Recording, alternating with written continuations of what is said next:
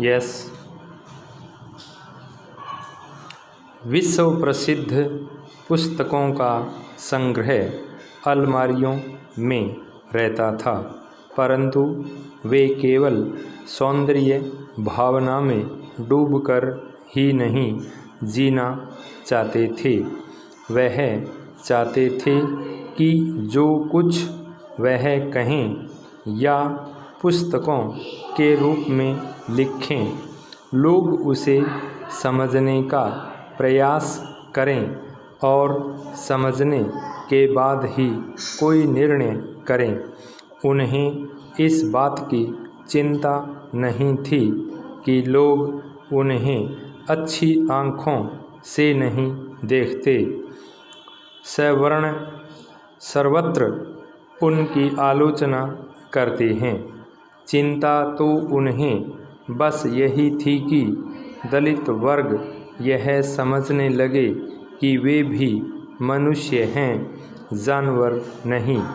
इसी भावना से प्रेरित होकर डॉक्टर अंबेडकर ने एक बार कहा था, सामाजिक संस्थाएं केवल कानून से ही नहीं चलती और भी बातों के बल पर चलती हैं।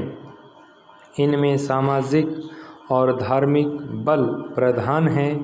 इन्हीं कारणों से यह वर्ण व्यवस्था फलती फूलती रही।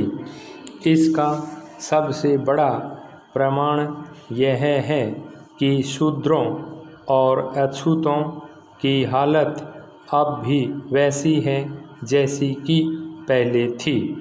इसलिए यह नहीं कहा जा सकता कि विषय का अनुसंधान जरूरी नहीं है। विराम।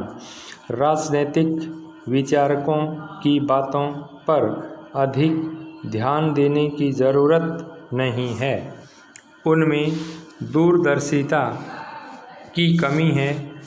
वे ऐसे कोई कार्य करना नहीं चाहते जिससे उनकी ख्याति को धक्का लगे। इसलिए यह स्वाभाविक है कि वे इन बातों को बेकार समझें। कट्टर हिंदुओं के बारे में क्या कहा जाए, मैं उनसे वर्षों से झगड़ता रहा हूँ। मुझे पता है कि सीधा सादा हिंदू भी धार्मिक अंधविश्वास की लहर में पड़कर भ्रमित हो गया है। मैंने अंधविश्वास विरोधी विषय पर भाषण दिया था तो मुझे याद है कि कितने धमकी भरे पत्र आए थे। पत्रों में मेरे लिए अश्लील गालियाँ और व्यर्थ की बातें भी थीं। उस समय तो मेरा शायद यह पहला अपराध था, इसीलिए लोगों ने मुझे छोड़ दिया।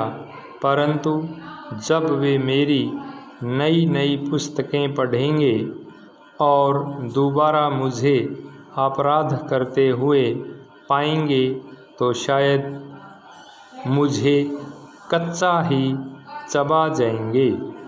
उस क्षण उनका रोष और बढ़ेगा, परंतु मुझे उनके रोष और धमकियों की चिंता नहीं है।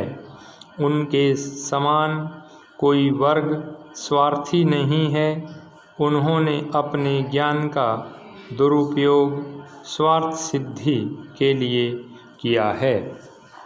आश्चर्य की बात तो यह है कि तब वे विद्वान जो अपने को निष्पक्ष कहते हैं उनका साथ देते हैं, परंतु इन धमकियों से मेरा कार्य बंद नहीं होगा। डॉक्टर जॉनसन कहा करते थे, मैं दुष्टों की धमकियों से डरकर धोखेबाजों को पकड़ना बंद नहीं करूँगा। इसी प्रकार मैं किसी के प्रति धृष्टता का व्यवहार नहीं करना चाहता। परंतु दो बातें अवश्य बताना चाहता हूँ। पहली यह कि मैं ऐतिहासिक सत्य सिद्धांतों का अनुसरण करता रहूँगा, जिसके कारण देश व समाज का पतन हुआ है। दूसरे, मुझे विश्वास है कि यदि वर्तमान पीढ़ी के लोग मेरी बातों पर ध्यान नहीं देंगे तो भविष्य में आने वाली पीढ़ी के लोग मेरी बातों को अवश्य स्वीकार करेंगे। विराम पैरा।